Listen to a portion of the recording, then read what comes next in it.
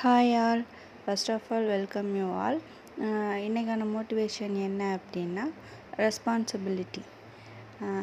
Responsibility அதுக்கான power என்ன, அதனோட வேல்யூ என்ன அப்படிங்கிறத நான் அனலைஸ் பண்ணதில் என்னோடய ஒப்பீனியனை நான் உங்கள் கூட ஷேர் பண்ணிக்கணும்னு நினச்சேன்.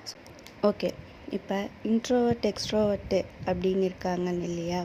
இப்போ இன்ட்ரோவர்ட் எக்ஸ்ட்ரோவர்ட்டில் நான் இன்ட்ரோவர்ட்டாக இருக்கிறதுனால தான் எக்ஸ்ட்ரோவர்ட்டாக இருக்கிறது நல்லதான் அப்படின்னு கேட்டால் என்கிட்ட நான் என்ன சொல்வேன் அப்படின்னா, என்னோடய ஒப்பீனியனில் நான் என்ன சொல்கிறேன் அப்படின்னா, ரெண்டையுமே சொல்ல மாட்டேன்.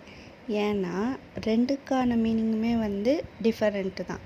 ஸோ மை சஜஷன் என்ன அப்படின்னா, ஃப்ரம் மை எக்ஸ்பீரியன்ஸில் லிசனராகவும் அப்சர்வராகவும் தான் இருக்கணும் அப்படின்னு சொல்லிட்டு சொல்வேன். ஏன்னா இங்கே ஸ்டடீஸை பொறுத்த வரைக்கும் we have to listen and observe the things only. So நான் எது சஜஸ்ட் பண்ணுவேன் அப்படின்னா, லிசனராகவும் அப்சர்வராகவும் இருக்கிறதா சஜஸ்ட் பண்ணுவேன். அதை விட மோஸ்ட் இம்பார்ட்டன்ட் திங்க் எது அப்படின்னா, இந்த ரெஸ்பான்சிபிலிட்டி அப்படிங்கிற ஒரு வேர்டு இருக்கு இல்லையா, அதற்கான வேல்யூ தெரிஞ்சிருச்சு அப்படின்னாலே நம்ம கண்டிப்பாக டிசிப்ளினாக ஃபோக்கஸ் பண்ணி நம்ம எய்மை கோலை ரீச் பண்ணணும் அப்படிங்கிற ஒரு மென்டாலிட்டிக்கு போயிடுவோம். ஏன்னா ரெஸ்பான்சிபிலிட்டி அப்படிங்கிற வேர்டுக்கு அவ்வளோ வேல்யூ இருக்குது. அதுக்கான அர்த்தத்தை நம்ம கண்டிப்பாக டெப்த்தாக தெரிஞ்சுக்கிட்டோம் அப்படின்னாலே கண்டிப்பாக நம்ம வாழ்க்கையில் சக்ஸஸ் ஆயிடலாம். ஏன்னா நம்ம படிக்கும்போது நமக்கான பிரெயின் என்ன பண்ணும் அப்படின்னா, டிஸ்ட்ராக்ஷன்ஸ் தான் நிறையா இது பண்ணும். சரியா? அப்படிங்கிற பட்சத்தில் நம்ம இந்த இடத்துல பெஸ்ட்டு எதுனா அப்சர்வர் தான். ஏன் அப்படி சொல்கிறேன் அப்படின்னா, அப்சர்விங் திங்ஸுக்கு வேல்யூ அதிகம். அந்த மாதிரி நம்ம பிரெயினுக்கு அப்சர்வ் பண்ணுற ஸ்கில் அதிகமாக இருக்கும்.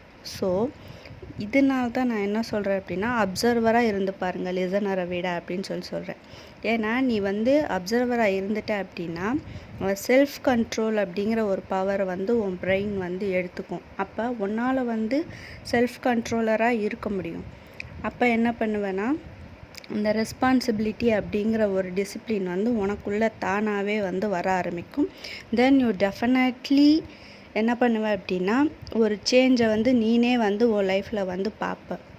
அதனால தான் என்ன சொல்கிறேன், அப்சர்வராக இருந்தால் செல்ஃப் கண்ட்ரோலை பில்டு பண்ணிக்கலாம் அப்படின்னு சொல்லிட்டு சொல்கிறேன். அதுக்கப்புறம் ரெஸ்பான்சிபிலிட்டி ஏன் சொன்னேன் அப்படின்னா, செல்ஃப் கான்ஃபிடென்ஸ் உனக்குள்ளே ஒன் ஏரியாமே நிறைய டெவலப் ஆகும்.